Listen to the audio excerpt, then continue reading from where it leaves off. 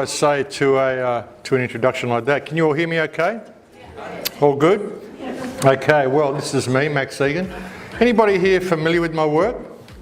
Show of hands. Anybody here unfamiliar with my work? Okay, the main people. Okay, I'm going to give you kind of a bit of a crash course. This is my website if you want to go and check out any of this stuff any further. And yeah, a couple of things to get clear, just in case I offend anybody. But you know, what we've got to do, folks, is really break out of our train of thought. We've really got to break out of this paradigm of thinking that we're in. And the presentations that I do, like I wasn't even going to do a slideshow for you guys, actually. I was just going to come here and I was going to sit on the stool and say, folks, we're in deep shit. And I was going to go from there. But I thought, no, I'll give you something to sort of bring you a little bit up to speed to why I've come to the conclusions that I've come to. So I'll put together a small slideshow and then we'll just kind of sit and talk. But something you've got to understand, everything that I'm going to address in this slideshow, each one of these points is like, it's an hour-long presentation in itself. You know, like I could spend a whole day sort of bringing you up to speed on what I'd really like to tell you. So we'll just get started. Have a little bit of a chat about history to start with. So history is an interesting thing. What if history was wrong though? And how long would it take to hide history completely and to create a completely fabricated history? How long do you think it would take? You know, realistically, it might take 3 generations, but there is a way you could actually do it in 1. And if you really look at the world, things are very, very different to what we think. Would it surprise you to learn about a nation called Tartaria? This nation here. The yellow nation, which was called Tartaria, this was part of it as well, as you can see. This was part of it, all the yellow bits. And see this bit down here that they hadn't discovered yet? Terra Australis incognita. Incognita. They hadn't discovered it. They knew it was there, but they're just keeping it sort of secret. But this nation called Tartaria, this was a huge nation that once existed on the earth that's been expunged from our history books. Now, all we've got really left is tartan cloth and tartare sauce. You don't really hear about these people at all. And there's actually documents as recently as 1942. You can find, I should have included them, but there's just so much going on in my head. There's documents from 1942 where they talk about the fact that the Russians were fabricating and expunging Tatar history from the Russian records. The CIA was complaining about it, trying to shift blame on them, blah, blah, blah. But as recently as 1942, they were talking about the Tatar Empire, the Tartarian Empire. It was a worldwide empire. It was signified by things like this, these star forts. Would it surprise you to know that there are star forts all over Europe from this ancient culture? A lot of Holland is made of star forts. The town Haarlem that I go and stay in very often is a star fort. The Vatican is an old star fort. These star forts are found all over the world, all across Europe. And legends of Atlantis and things like that. You know, lost cultures beneath the oceans. Actually, folks, Atlantis is everywhere. There are so many lost civilizations beneath the waters. There's lost cultures beneath the off the coast of Indonesia. There's lost cultures off the coast of Los Angeles. There's lost cultures off the coast of San Diego. All the Mediterranean is full of sunken cities. It's everywhere. Atlantis was a worldwide culture, and it was probably the culture that preceded Tartaria. The remnants of it are everywhere. These aqueducts across the United States, they say that the settlers built these to bring water to the Indians. That they were wiping out. This is what you do when you're settling a country, of course. You build these huge Roman-style aqueducts to bring water to the Indians, you know. This is what we're hearing. But when you look at it, this culture, Tartaria, see, it's all these maps. And this is part of it. This is part of it. South America's part of it. North America came and went as part of Tartaria. And again, Terra Australis. They tell you they know it's all there. But this was a really prominent culture. They say, no, Tartaria was simply an area of land. It was just attractive land where the Mongols lived and the Asians lived and the Chinese and the Indians. This was Tartaria, you know. It's like calling it the whatever, you know, the savannah. But no, if you look through American flag books from the 1930s and 1940s, you find the Tartarian flag. If it was just a tract of land, why did it have a flag? And you find traces of it everywhere. And the culture that they practiced back then, religion and all of this sort of stuff, it was all intertwined. If you go to Europe, you find churches that look like this, which have the Christian cross and the Islamic crescent beneath them on the same thing. It was all part of the same thing. All part of the same religion, all part of the same faith, just different aspects of it. The books that were written for different faiths were given to different faiths, but it was all part of the same thing.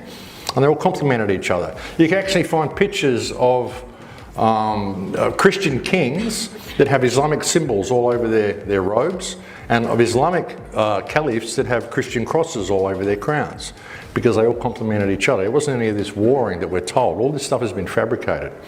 But you find the remnants of this culture everywhere. These buildings. Who builds buildings like this? Now, these are incredibly beautiful, these buildings. Why can't we build them anymore? We can't build them anymore. Any of these buildings. We find them everywhere. Who built these incredible places? You know, and you'll see remnants of them in our culture. If you really start looking around, you drive through Brisbane and have a look at the government buildings, the old Roman style government buildings, compared to the rest of the architecture around the place. And think about it. Really think about this, you know. Think about this. The Queen Victoria building in Sydney, built in 1820. 1820, okay? This is Sydney, circa 1820. Okay? Australia was settled in 1778. And in 50 years, they did this with the convicts that they brought out here. Remember, convicts they brought out here. They were wiping out all the Aboriginal people. While they were doing that, they just thought they would build all this incredible Roman, Grecian-style European architecture, as you do when you're colonising a country, wiping out the Aboriginals. You know, and all these convicts, they were just hell stonemasons. They went out, they dug all these quarries, they quarried all these stones, they had all this machinery to build all this stuff. Or was it already here? You know, you can look at the diaries. I was talking to someone out there over dinner yesterday. The diaries of Sturt. He talks about the first meal he had with the Aboriginals was roast duck and cake, and they served it to him in a hut, in a stone hut with a thatched roof.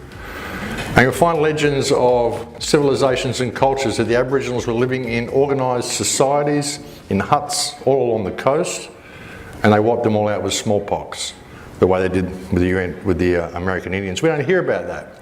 We don't hear about the fact that the Aboriginals were infected with smallpox by the British, the same as the American Indians are. We just don't hear this stuff. But there was a guy called Attila Flenk who started looking at all this stuff. He started reading all the diaries of all the settlers and all this sort of stuff. This guy, Bennelong, you ever heard of him? Bennelong? They took him to England and put him in suits and presented him to the Queen and all that sort of stuff. The name Bennelong, what's that all about? They just asked him what's his name. He kept saying Bennelong, Bennelong. So, this is Bennelong. They went and introduced him, this is Bennelong. Attila Flenk started looking at this and saying, well, hang on, the word Bennelong as an Aboriginal word, it's actually a Magyar phrase.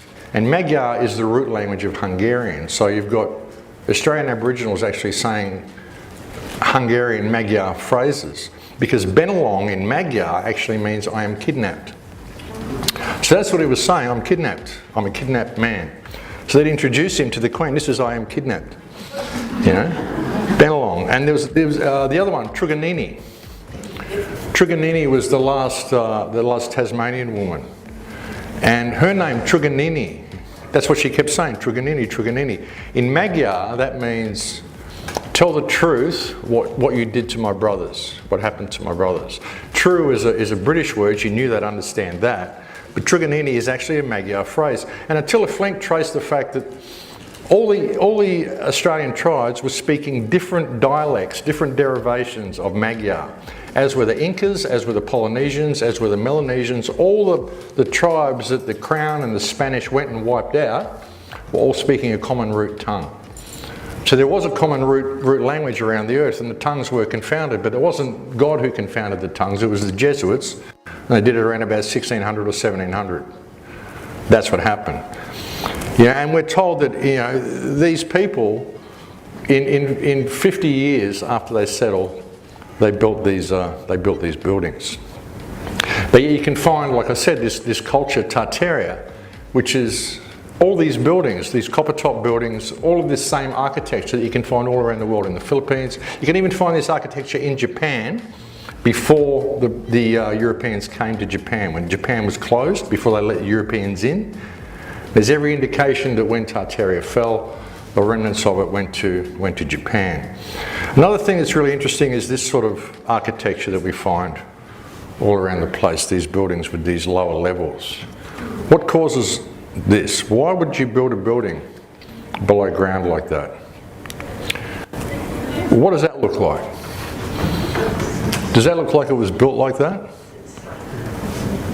You know, you're finding these things all over the world which indicate that there is a culture that exists beneath this culture, and quite recently something happened, some sort of what we're calling it a mud flood, for want of a better word, for want of a better term. We don't know what it is, but we're finding it everywhere. This is Pittsburgh. They were digging out the foundations to put in a new building. What's all this stuff? This is painted walls. This is the outside of a culture that existed 12 feet, 18 feet, 20 feet below the street in a modern city. And even when you look at the maps of the United States, and you look at San Francisco and some of the strange architecture, the strange old architecture in San Francisco, the San Francisco sewer system. Ever looked at the San Francisco sewer system? Is this huge multi-level sewer. When did they do that? What, the gold rush, and they came out and they did all that stuff in the 1800s or the 1700s, and they settled San Francisco, and they just thought, we'll just build this huge, massive, multi-level, multi-story freaking sewer system out of billions and billions and billions of bricks. Who built all this stuff? Was it really them? Or was it there before?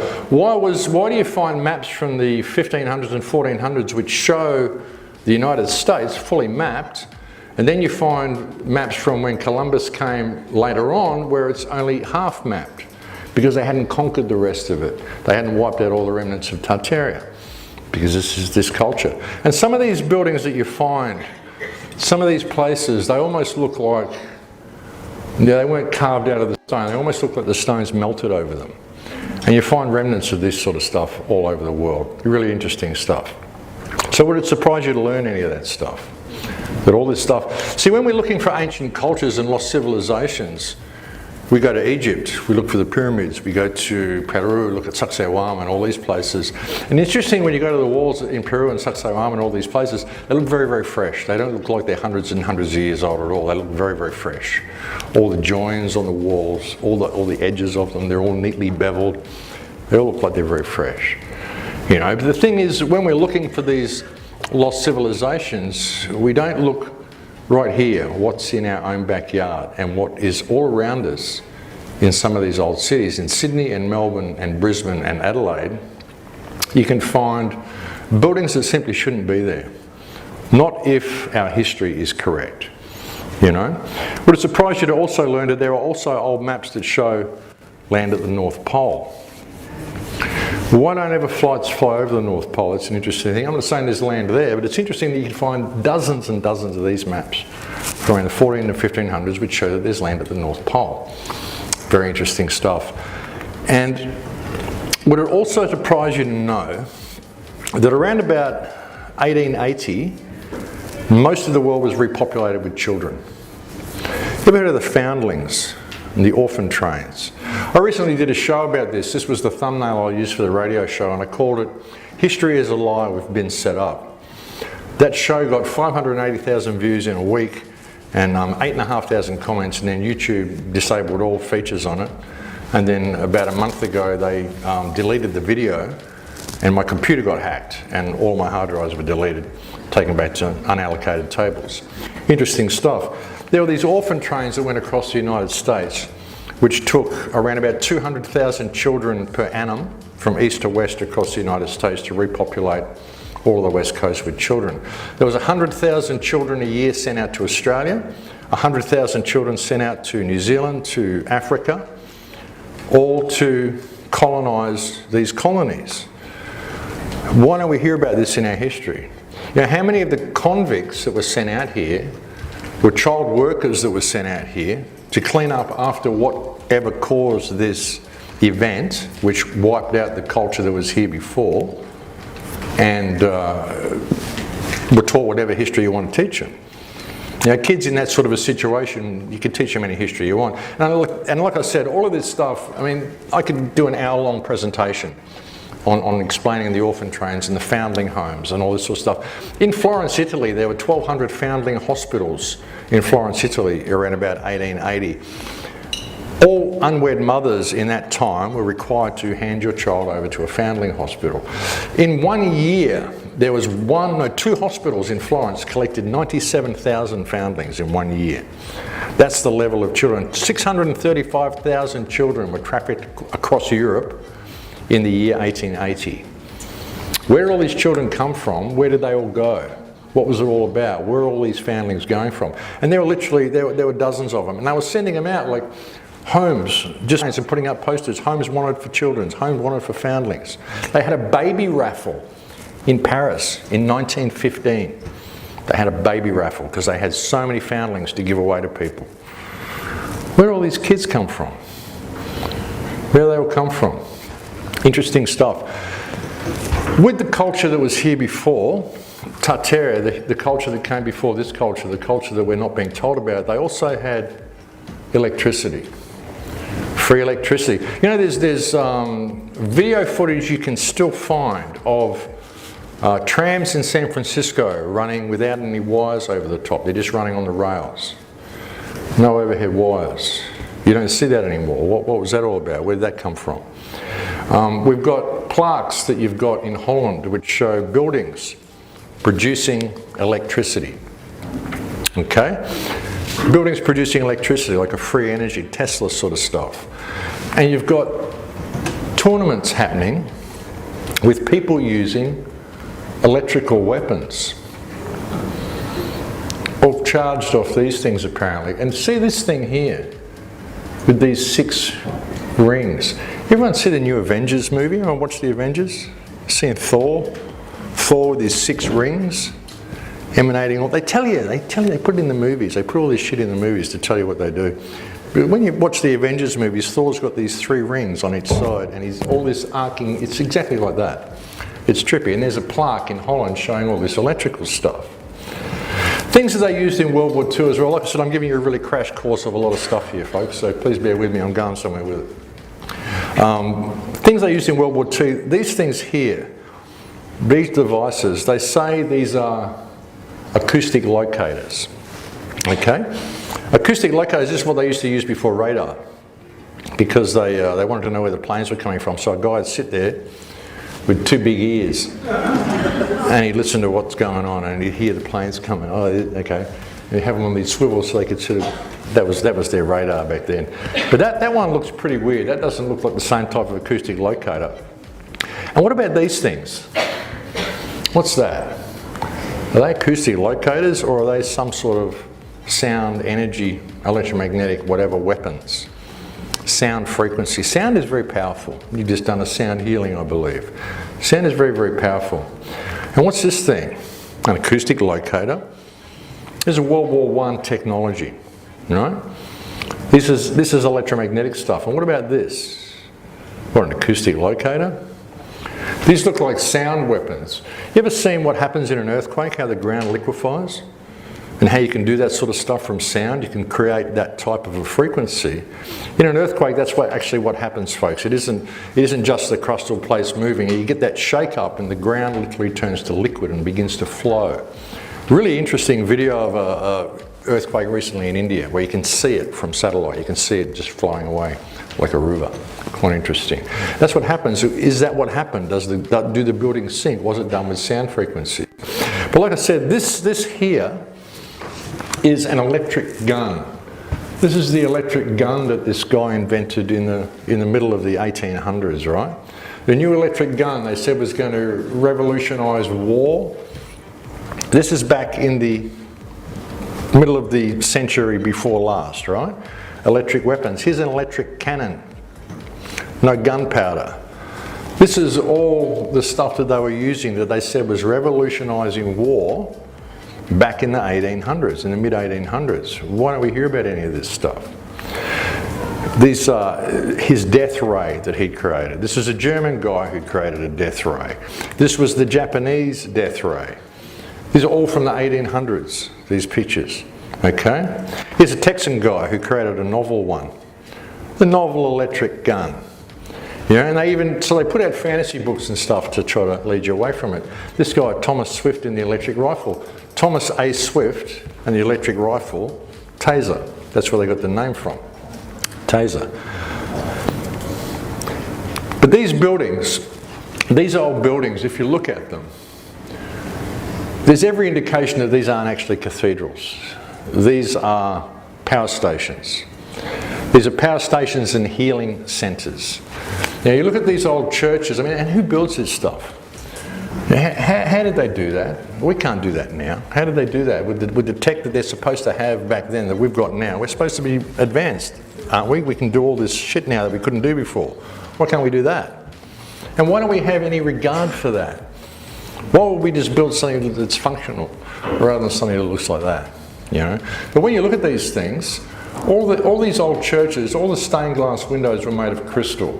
This is all granite, which is all crystal. They've all got copper tops on them and all this sort of stuff, all copper configurations in them. And what else does that? You ever have a crystal radio set when you're a kid? Crystal radio set, it's just copper wire, crystals. It produces its own electricity, produces its own energy. It harvests a signal. You can tune in and listen to the radio. All you need is crystal and copper and ground it and put it all together. You can make them out of alligator clips and bits of wire and stuff you can pick up from Dick Smith's. Make yourself a crystal radio set. I used to have one when I was a kid. These churches are giant crystal radio sets. They're giant power accumulators. That's what they seem to be designed to do. And these things, these organs, who built these organs? Who built these things and what are they really for? And why did they change the key of music from 432 cycles to 440 cycles to shift it out of sync with everything? Why is there such importance on sound? What if these churches and cathedrals were actually power stations and they were places of healing? Why do they call it organ music? Perhaps it's for your organs. Perhaps if there's something going on, you can go there and it will set up this resonance which will heal you, and that's what it was all for. You know, and who built this stuff? What was the type of civilization that came before it? Well, a good clue might be the size of the front doors on these places, you know. All these old buildings have got really huge front doors for really big people.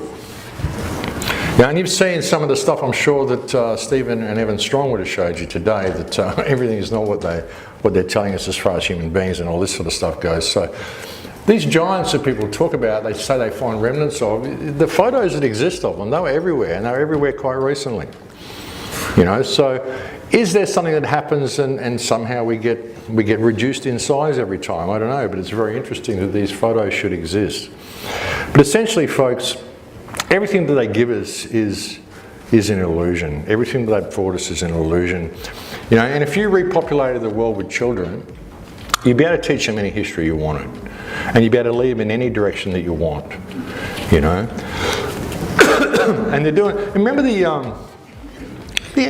we all know about the underground bases. I mean, you guys would be pretty open. You've had ET lectures and all sorts of stuff this weekend. You know about the deep underground bases, all the stuff that's going on in the United States. Deep underground bases here in the Blue Mountains, in the Glasshouse Mountains as well. Deep underground bases, all sorts of sightings, UFO sightings, all sorts of activity going on in these places. Where do these come from? Were these built by our society, by our culture? You know, did they actually get to build all these huge deep underground bases in the United States since they colonised the place, and in Australia since they colonised this place, or were they here before? You know, you look at the global figures of missing children. Around about 8 million children a year go missing. You know, we just assume, oh, it's this pedophile activity, it's all this sacrifice, it's Satanism, it's all this stuff, it's rapists, it's whatever. What if some of them are going to underground bases, and what if that's where the children came from that repopulated the world? Maybe that's why the world was flooded with children. Remember the story of the Pied Piper of Hamelin? All the children were taken. They were taken into a cave and taken underground. You can go to Hamelin in Germany, go to that village, and there's legends there. They'll tell you this is a true story. It wasn't a guy with a flute who saved the town from rats, but there was a time a couple of hundred years ago when all of their children were stolen, and it wasn't just Hamelin. It was all sorts of towns across Germany and across Europe where all the children were stolen. Where did they go? You know, and how often does this happen? You know, and they keep us distracted from all of this stuff, folks, of course, with all of this sort of shit. Terrorist killing, you know, this guy's been telling us that they're going to get us forever, but there's a problem with this guy. It just somehow slipped in there. And this guy, how many people believe this guy is guilty here?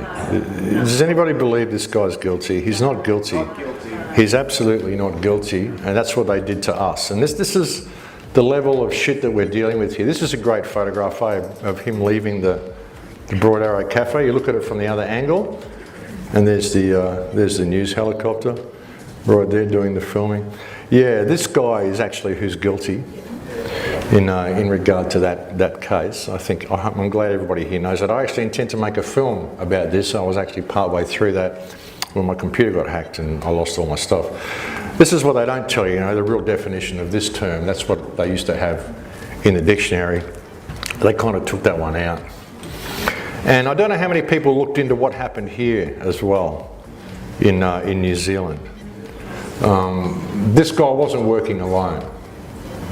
He absolutely wasn't working. That's why the video was banned. The New Zealand video was banned because this car was parked out the front of the mosque for half of the shooting, and it left halfway through.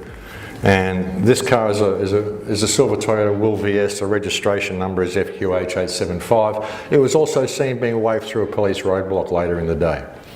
That's why the video is banned. And also because when he ran out and shot the last woman on the street, someone ran out with him and just watched it all happen. This guy in red, who was giving him instructions from the outside. Why did he run? Why did he run from the car to run and get someone out of his line of sight? He kept getting messages that there were people escaping. He ran out to get them because he had helpers. And the video clearly shows he had helpers. That's why the video is banned, you know. And people don't look at all this stuff. You know, there's so much shit in the world, and people don't look at it. They just let it go on, you know. And a lot of it is because of this, and also because of this. A lot of it is because of this as well.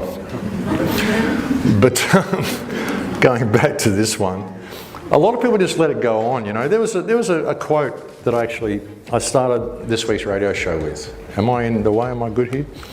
But it was by a woman called Simone de Beauvoir, and she basically said that no matter what sort of society you're in, whether it's capitalist or socialist or whatever, we're finding a situation where man is enslaved by technology, and we're being forced into stupidity.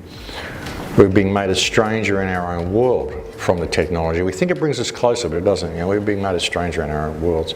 And the problem has arisen because rather than decreasing our needs, we have increased our needs. And with an increase in needs comes an increase in frustrations. You know, and everything starts to go wrong, become all dependent on all this stuff, you know. And the fall occurred, the problem arose when mankind decided to trade knowledge for wisdom and mere usefulness for beauty. And that the only thing that will bring us back online is a moral revolution. You know, and that's really true. You know, we could change the world in a day if people were prepared to change their perspective and change, you know, what they do in their everyday lives. It's a really important thing. You know, but there's so much stuff going on behind us that we don't look at. We just think it's all love and light. You know, we won't acknowledge the darkness. Where attention goes, energy flows. Well, you know, you're giving your attention to the slavery system every day by ignoring it, by your actions every day. You know, by this and especially by this. Any people do sort of any of the witchy things here? Crystally witchy people? Anyone know what that is? A scrying mirror. A scrying mirror. People use these things and they say, well, we set up our scrying mirror. And the thing is, they say if you look into a scrying mirror, you can see the future and the past, and all sorts of stuff will be revealed to you through the scrying mirror.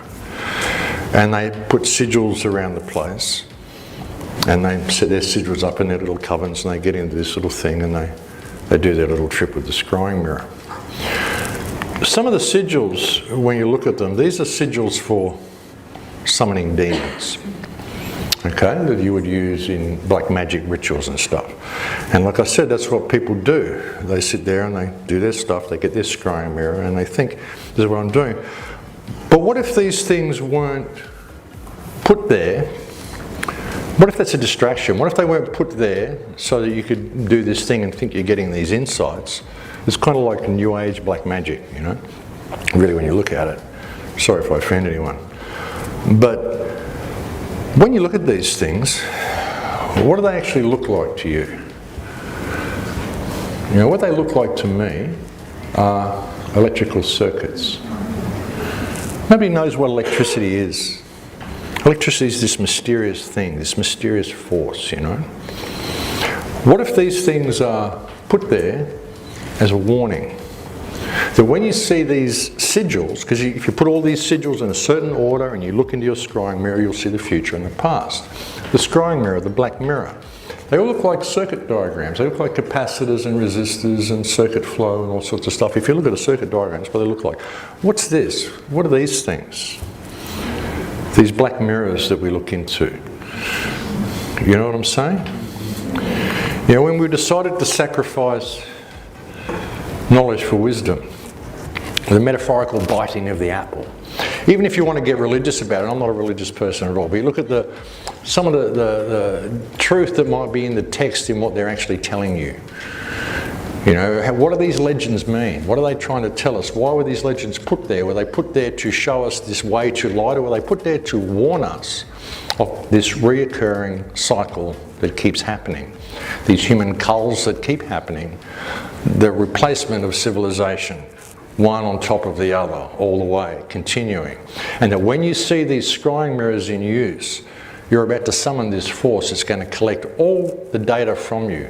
It's going to collect the sum total of the human experience at this point, categorize it, catalogue it, and then just cull and start again. You know, like the concept of Lucifer. What is Lucifer? If you look at a religious text, the devil or whatever, but you look at the word, break the word down, Lucas, light. Lucas is light. Lucifer is the bearer of light. What is light? Light is information. You go into a dark room, you light a flame, it gives you information about the room. Light is information. Lucas is light, cipher is code, the code that bears the light. You know, so what is the code that bears the light? The internet. And suddenly we create this autonomic system, this AI system. And when you look at AI, thinking of it as AI, it's not even artificial intelligence, it's autonomic virtual life is what we're creating with the internet.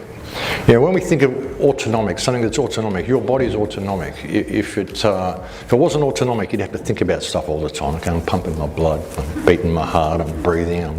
You'd just be sitting there going, okay, I'm working. You know, you wouldn't be able to have a conversation. But once your body becomes autonomic, it becomes a self-balancing, self-correcting, self-healing system, it needs a consciousness to govern it. It's just by default, that's what happens. Even a tree is autonomic and it has a form of consciousness. If anyone's ever gone down to the Crystal Castle in Byron, and they had the little instruments they plugged into the trees and they play you a tune and it knows whether you like it or not. Amazing stuff.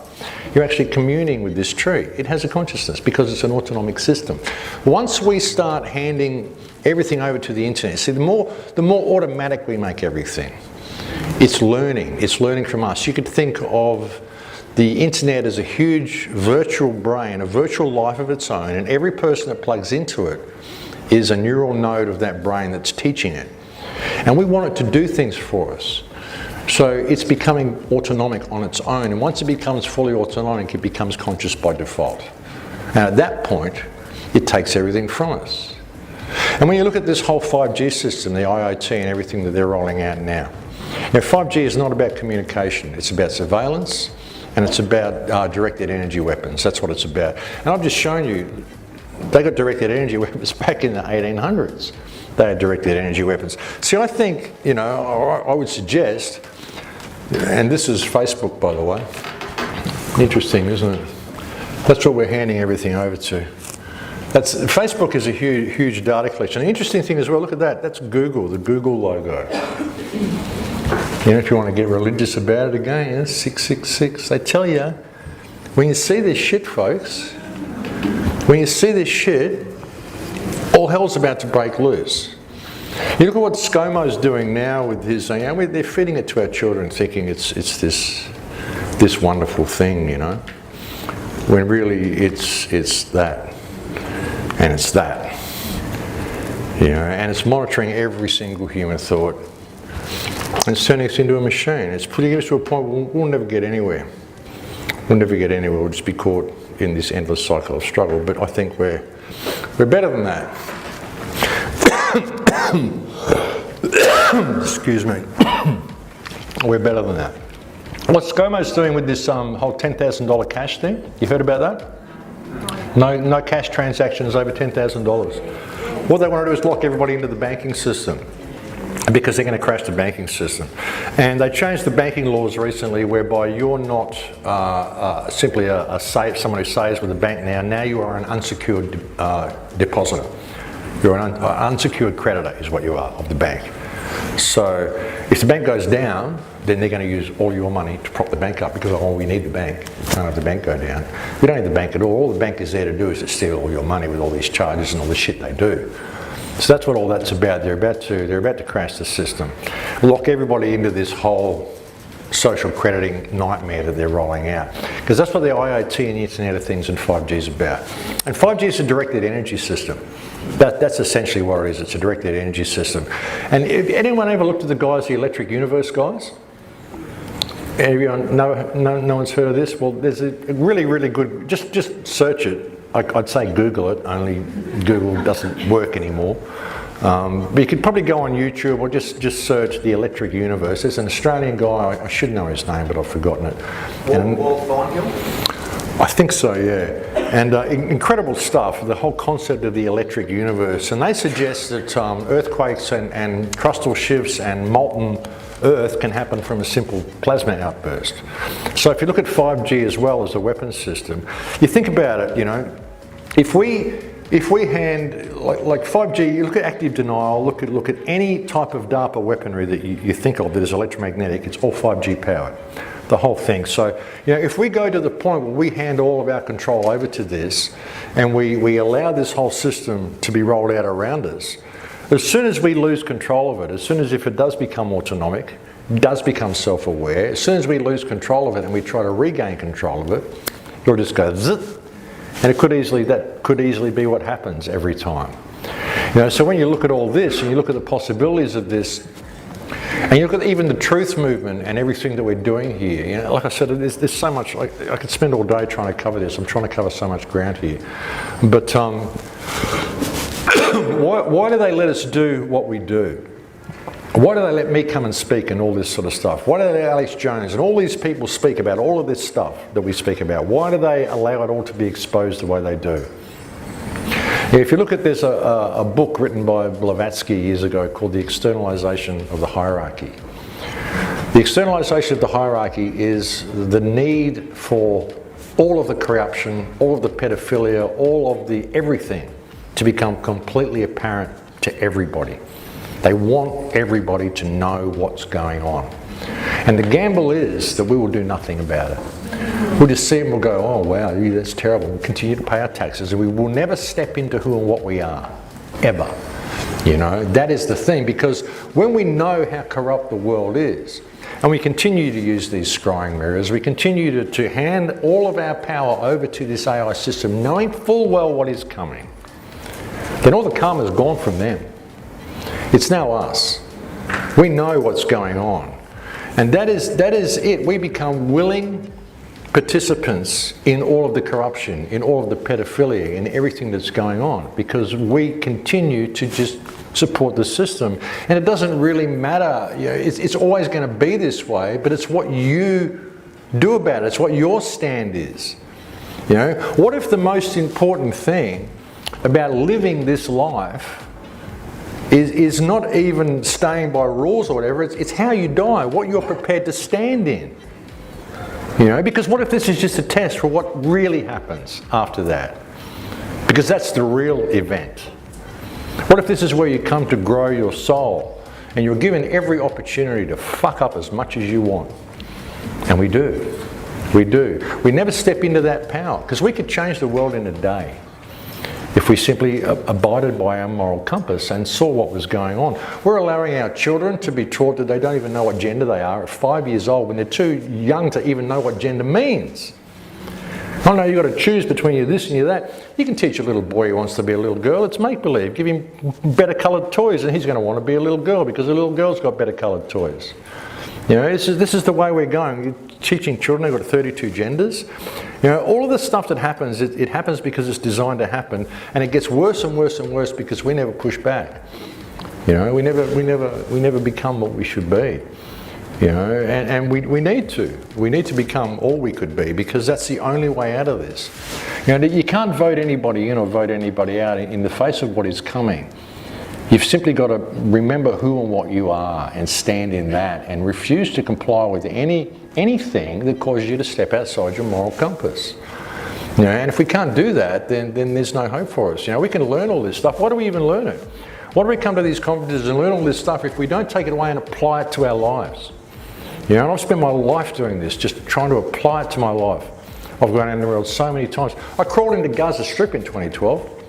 I just crawled through the tunnels and went in there, didn't even tell anyone I was coming. Told a few people in Palestine I was coming, they snuck me in, a couple of rebel kids. Didn't tell Hamas we were coming or anything. Ran around Gaza Strip with a video camera for 10 days. And got detained by Hamas when we left, all sorts of stuff. Wanted to know how we got in. Thought we were going to go up against a firing squad for a while, but I just wanted to go in and check it out and see what the real story was with the real people. You know, just do stuff, you know. Throw yourself to the wind. I have a saying that if you throw yourself to the wind, you can ride it.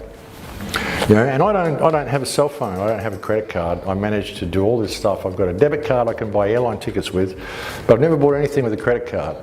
You know, it's this automated system. It's our willingness to comply with it.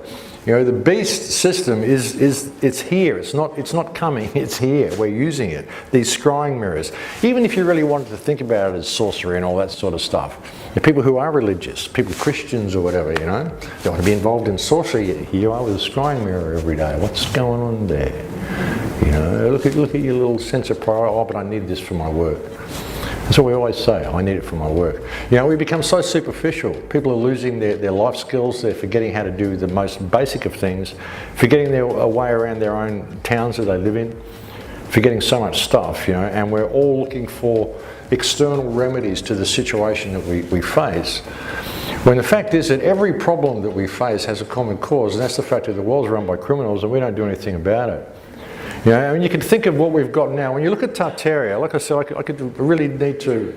There's so much information, and I'm just asking you to just look into this stuff. Search Tartaria, look for information on the mud flood. Look for stuff. What we're trying to uncover, and it's ongoing research. We're trying to figure out what actually happened.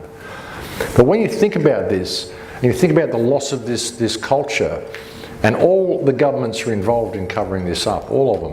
You know, I look at the worldwide government system as one big puppet show.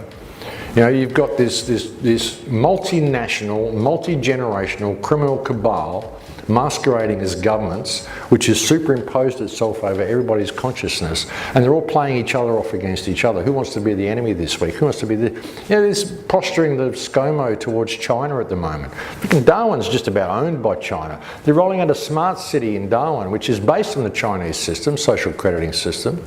And do you know how this works with social crediting?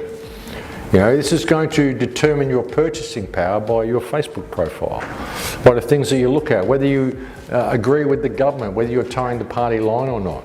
So it won't matter how much money you've got in the bank, it'll matter what you say, what you do. I've got situations in China now where if you jaywalk across the street, it doesn't even matter if there's no cars, but if the sign says don't walk and you walk, you're fined. And as soon as you walk across the street, the cameras pick you up, it's deducted from your bank account within 20 seconds. You don't even get a slip.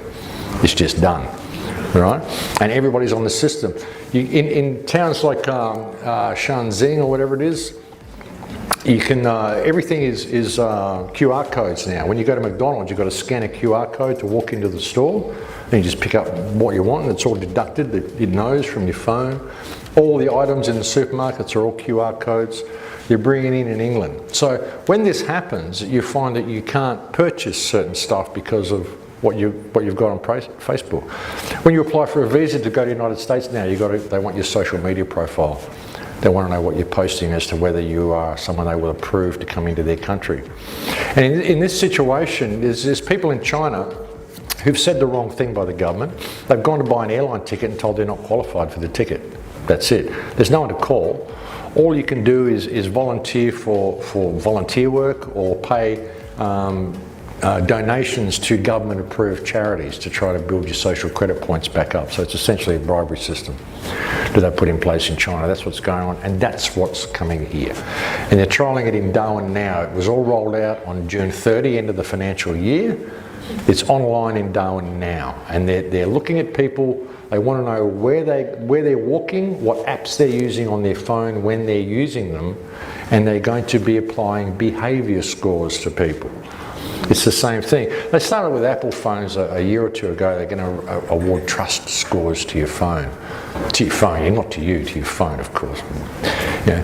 And these phones, soon you will get to a point where the cops will pull you up and they won't ask for your licence, they'll ask for your phone, because your licence will be on your phone. And they'll be able to put in a code and they'll get your whole social media history, everything you've ever done will all be there, because everything you've ever done online is still there. Your old MySpace pages, the first posts that you made, and when you went back and edited those posts, it's all there. It's all still there. All of it has been collected. They've got everybody now. So as soon as it goes into social crediting, don't think, oh, I have to behave myself from this point. No, they're going to look back at the last 10 years, what everybody's done. The 23 million people on China's credit blacklist at the moment. Okay, they can't purchase airline tickets and trade tickets and all that sort of stuff. But they need 5G to run it. So what you can do about 5G is you can stop it. Anyone looked at the work Ray Broomhall's been doing with 5G? We've done some great work. Now 5G is an assault against you. According to the Queensland Criminal Code, you cannot be assaulted. If you're not able to live in your house in quiet enjoyment of your life, by any means that you may feel threaten you, which may be physical, may be emotional, may be electrical. That's in the Queensland Criminal Code. So if there's a telco company that's putting out, you can go to the Bioinitiative report, or you can go to a doctor and simply say, is electromagnetic radiation dangerous? And the doctor will say, well, yes, it is. That's why we remove ourselves from the radar room when we're giving you an X-ray. You know, great, put that in writing. Okay, now I've got proof that electromagnetic radiation is dangerous, so I cannot live in my home in quiet enjoyment because that tower's there. So the provider of that tower needs to remove it, or they will be put up for assault. We just stopped a tower in Currumbin Valley by doing this. This is exactly the method that we use. We let the councillor know that if she approved the tower, it wouldn't just be the telco company, it would be her as well. She would be up for assault, because you can't write legislation that says, hey, he can assault you by putting a tower outside your house. I just gave him a clear by writing it on paper. That puts me responsible for the assault under the Queensland Criminal Code. So that's what we're doing. We've really got to stop this whole 5G rollout. It's really important, because the Internet of Things needs that bandwidth. It's not about communication. And not only that, like I said, 5G is a directed energy system. It's a directed energy weapon. It uses targeted waves. So even when you're using it for communication, the tower is giving you a directed beam, and then another one to you, and another one to you, and another one to you. So it's directed. It's not an ambient frequency like 4G, like we've just got this Wi-Fi everywhere. It's not like that. It's all directed. So they can disable people. They can, you know. And when you look at 5G, look at mind control. Look at the voice of God. Look at some of the stuff they did in Iraq. You know, the patents. There's endless lists of DARPA patents. You can go to my website, thecrowhouse.com. that I showed you the face before. You'll find essential reading. You'll find a list of 100 DARPA patents, which are all 5G, all 5G stuff. And they did the tests. They're saying they're not going to wait for the standards, but they did the tests in 1954 with 5G. They already know it's dangerous. It's bad for you. It's bad for your health. It messes with your cell structure, all sorts of stuff. You know. But the thing is, you know, we're creating this system which is essentially a weapons system which is being rolled out across our societies under the guise of a communication system, and we're just allowing them to do it. You know, we've got this information, but we're not doing anything about it. You know, I tell people this is what you can do. You're under assault. Just go and say, hey, I'm going to file charges. And they go, oh, great, someone will do that. And they don't do it. They don't go and do it themselves. So we become we become complicit, willing participants in our own slavery. And like I said, you know, when you look at all this stuff that I've showed you about history and the recycling of people, even with the giants, I mean, I speculate. You know, even stories of Atlantis and stuff like that. How many cultures have there been? How many civilizations have there been? And some of the giants that I showed you, I mean, they're the small ones. There's ones you can find prior to that were bigger ones. So what happens? I mean, do we get smaller and smaller in size all the time? Or is that what's going on? What's going on? Is there some sort of weird genetic experiment going on? I don't know. It's very difficult to get to the bottom of this. But just the whole concept that our history is completely fabricated is a hard one for people to swallow. Everyone's got this whole, you know, we came from the Roman Empire and the British colonies went and did all this stuff. You know, the Dark Ages and all this stuff, there's actually a Russian guy called Anatoly Fomenko. I recommend you look at his books as well. And he has put forth the notion that the Dark Ages was an invention, 1,000 years that they just put in there because they needed to push all of this stuff back in history to give us the concept that it's been this feudal culture that built up to what it is. But nowhere in any of it will you find any mention of Tartaria.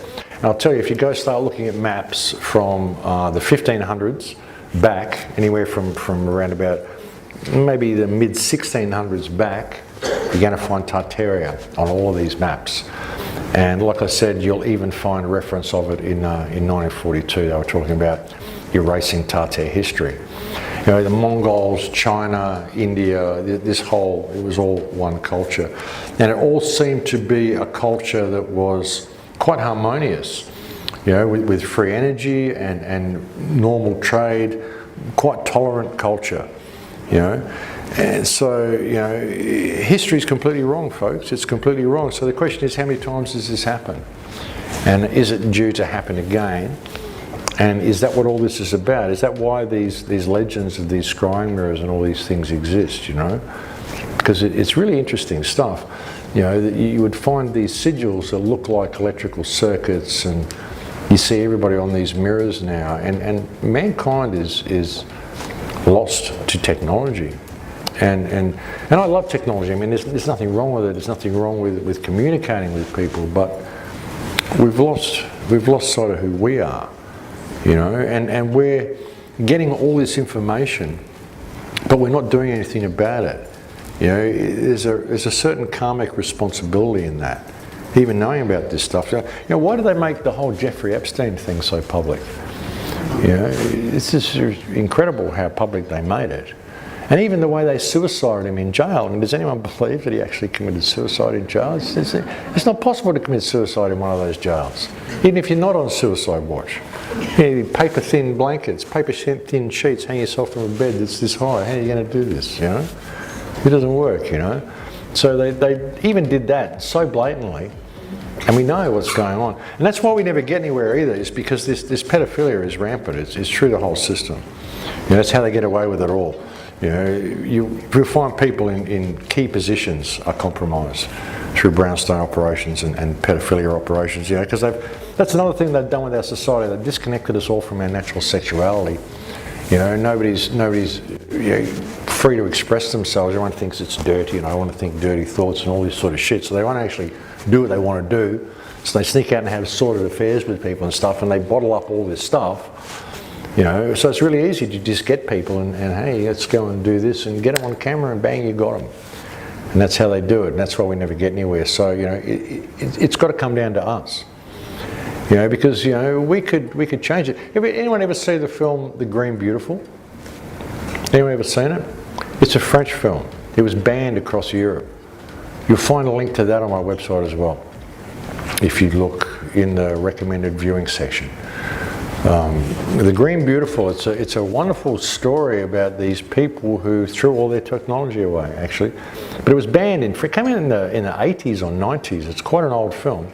And they banned it across Europe because it shows you the way out. People just had enough and said, no, we're not going to do this anymore, and threw everything away. And it shows you how stupid we all are. You know, there was a woman there wearing makeup and saying, why do you wear makeup? You know, to make yourself, you know, look pretty, you know. And then who's these people in the photograph? Are the people that you love? Well, how come you love them and they're not wearing makeup? Yeah, because you wear makeup so people will love me. But these aren't wearing makeup, why do you love them? Just the stupid things we do.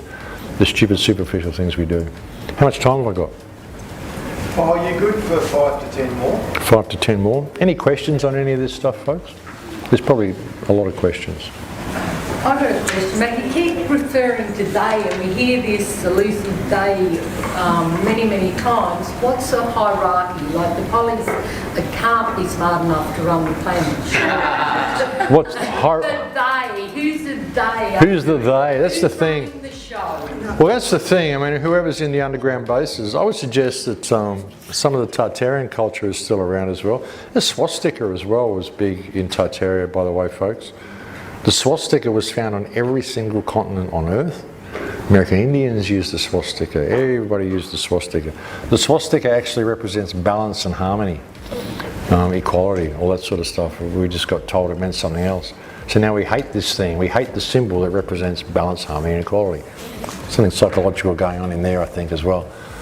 But who they are is an interesting thing. You know, I mean, it seems to be non-human. I mean, if you start looking at the ETs and the UFO shit, and I've seen UFOs myself, so I know they're real. Who's driving them is another question.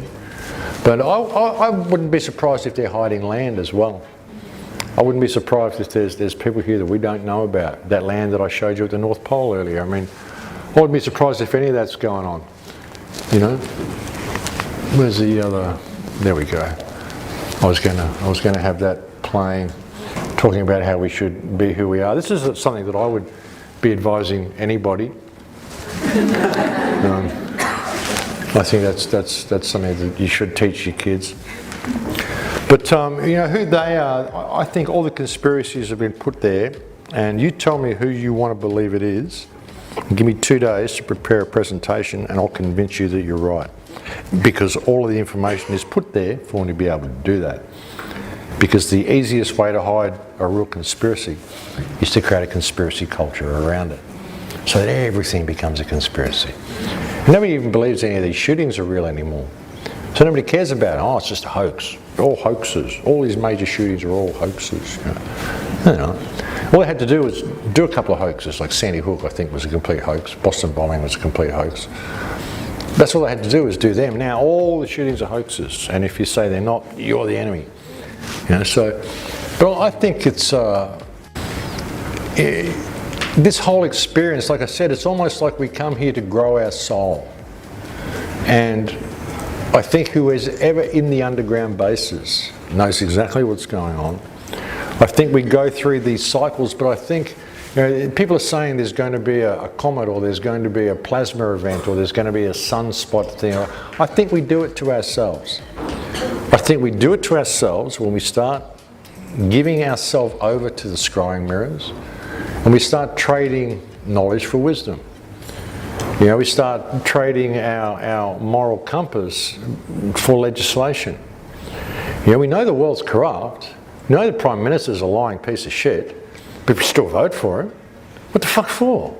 You know, why does anyone even go to the polling booth? Who are you voting for, Tweedledee or Tweedledum? You know, why do they even go? You know, I've never voted. I've never registered on the electoral roll. They come to my house sometimes and they say, we believe there's someone here who's not registered on the electoral roll. And I go, yeah, that's me. And they get all excited and pull out their notepad and go, what's your reason? I just go, I refuse to support organised crime. And they go, are you a conscientious objector? You know, and I say, I call it sane. You can call it whatever you want. Anything else I can do for you? Have a nice day. And they go away. You know, so they never fine me for not voting because I never made the agreement to vote. you know. I just don't do any of that stuff. I just don't participate in it. Now, I used to be on a pension as well. I was on an invalid pension for a while. I gave it all back. I just said, I don't want your money. I don't want anything from you. I don't want your blood money. I don't own a credit card. I don't use a cell phone. I've got a cell phone, but I use it when I go overseas so I can use maps when I'm in Holland and places because you really need it. But that's about it. I don't use it here. So, you know, I just don't participate in the system. But I think, whether it's off-world or whatever, but I think we're caught in this cycle where we're given the opportunity to not participate. We're given the opportunity to grow our soul, but we continue to stay cowed because of the fear of terrorism, the fear of what have we done to us. If, oh gee, I might get hurt. Well, you came here to fucking die. That's what you came here to do, folks. It's inevitable. You know, that's the one thing that you can be guaranteed is going to happen in your life. You're going to leave here one time. It's how you do that. And what you do with this information along the way. I won't back down to this shit. I won't back down to any of it, you know. You know, what if that's what it's about? Because no matter what we do, vote in, vote out, have wars, have peace, look at it, it's shit. And it continues to be shit, and it will continue to be shit until we change what's in here. And if we change what's in here, if everybody had this epiphany and just went, oh my God, I've realised who and what I am, we change the world in 3 seconds. 3 seconds, we could just, bang. Suddenly everyone goes, oh shit, I actually care about you, you know? In Lakesh, we are each other. I am another yourself. There's only actually one of us here, experiencing life from 6 billion different perspectives to seeing if we can get along with ourselves. And we can't even learn how to do that. We want all these apps to do it for us. I mean, do you see the choice here? We could literally change our perspective and we could change the entire world in one day if everyone stepped into their moral compass. And the choice is given to us every single day to do that, and we don't do it. You know, no one wants to be the first. Someone else has got to do it for me. So, oh, I'm too scared to step outside the box. What, you're scared you're going to die? That's what you came here to do. Grow up. You know? So, and I'm not saying go out and sacrifice yourself or anything, folks, but you're only here for a breath. No stake in the outcome, folks. What do you care what the human race really does? It's about what you do and what your moral standing is and what your moral compass and what your sole purpose is here. You're not going to get that from starting some movement. Yeah, let's go get the government. Fuck the government, it's a fiction. People learn all this stuff, maritime admiralty, all this stuff. Oh, so go fight the judge, they're going to go fight the system. The system is a fiction. If you're going to fight it, they're right, you're delusional. Because that's what they say, oh, what are you saying? You're delusional, yeah? Well, if you're going to fight a cloud, you don't have to fight it. You have to disconnect from it. It's an illusion. It's just an idea. The whole system is just an idea that somebody had. And we taught our kids that this is the way the world's run. And the kids went, oh, yes sir, no sir, 3 bags full sir. When I was 4 years old, we were out in the forest. And I said to my mum, this is incredible. What are we doing living down there in town? Let's come and live here. She said, we can't live here. I said, why not? There's nobody else here. I was 4, you know. And she said, well, you've got to own the land. And I went, own the land? What do you mean own the land, Mum? She said, well, you've got to own the land, son. And I went, who owns the land? She said, the government owns it. I went, how did they get it? And she said, you'll understand when you get older. And I'm like, own the land? I said, do we have to own the house down there? And she said, yeah, we own the house. And I said, well, did you have to buy it? And she said, yeah. I'm going, wow, you know. And I'm walking around the yard with my teddy bear that night, because that afternoon, teddy bear was my best friend. I didn't really get on with anybody else, but they're all crazy. But I was walking around with my teddy bear and I'm going, Teddy, it's all fucked up. I've been born onto the wrong world. These people think they can own the land. Can you tell God that he needs to take me off this world and put me back onto the other world where people don't think they can own land? That's when I was 4. I had a terrible childhood from that point. I was just going around, I've been born into an insane asylum. You know, so when I was about 7, I decided I really wanted to be old enough to smoke pot and get away from here. And when I decided, as soon as I heard the Beatles when I was 8, I thought, okay, I'm going to be a musician. That's the way. And then I became a musician when I was in my second, third year of high school, I'd been kicked out of 4 high schools for arguing with my teachers because they were teaching me stuff that didn't have any relevance to life. And I became a musician. I lived on the outside of society for 30 years, and then I decided it's kind of necessary to get involved in what's going on. I was kind of living in a bubble. I had all this information, but I wasn't doing anything about it, and I realised that this is all a soul thing. You can only numb it for so long, and the simplicity of the way out, it's so simple that people simply can't see the forest for the trees. They want someone to come along and lead them. They're not prepared to lead themselves, Even if you want to get religious about it, again, if you look at the Christ figure, he's not waiting, he's not going to come back and save you. He was an anarchist, he was an activist. He said, fuck the system, and he taught people self-empowerment. The way is through me, just to disconnect from it. Throw yourself to the wind, because when you do, you can ride it. And he got away with saying that for years and years and years. 30 years he was saying this to people. And then he went into the temple and he overturned the tables of the money changers and started messing with the banking system. And he was dead within a week. Don't fuck with the bankers. Bit of a lesson there, huh? But he was an activist. If he wasn't, you wouldn't have heard about him. And if everybody did that, had that attitude, oh shit, I've just realised we don't have to do any of this. It's just an idea somebody had, and actually it's a really fucked up idea. We could change the world in a day. It's that simple, folks. There's no one coming to save you. There's no one you can vote in. There's no one you can vote out. It's whether you choose to comply with this system, whether you choose to use this tech and go along with all this stuff, whether you choose to be a shining light, and shine your light, do the best you can, help everybody you can, be an absolute pleasure to be around, be a joy to be around, and give all you can to people who need to be given to, Don't deplete yourself. Love yourself. I always say there's one law of creation, which is unconditional love and service to creation. And what is you got to do what's right. That's what's right. Follow your path of Dharma. Do the right thing in the right way, at the right time for the right reason, which is unconditional love and service to creation. But don't deplete yourself in service of others. Love yourself as much as you love others. Just don't deplete them in service of you. But put yourself on the same keel. We don't do that. Very often we'll go there, we'll deplete ourselves in service of others. It's just not love for creation. Love yourself. If you're not capable of loving yourself, you'll never get anywhere. And as soon as you do love yourself, you change the world in a day. It all breaks down. This is why I finish every radio show with "In Lakesh, I am another yourself," this mind greeting. The beauty of that and the power of that. We are each other. What's life like from that perspective? We're all here together. It's all the same thing. It's all the one conscious. You just got a whole bunch of lonely people in the world with this inner longing to be part of something that they don't realise that they're already part of. We've had all this stuff taken from us, and we don't even know what we're looking for because we don't even know what's been taken. This connection that we should have had if our pineal was open and all this sort of stuff, which is, I think, why we take to all this tech so readily, because it reminds us of the inner technology that we've lost. We don't know we've lost it. We don't know what's been taken from us.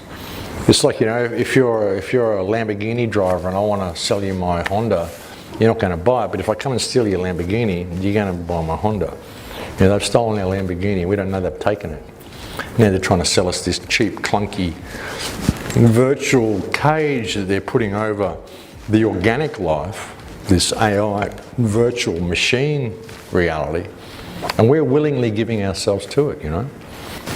We could change it. We could change it. So I guess that's about all I have to say. I think we're about out of time. I hope you got something from that.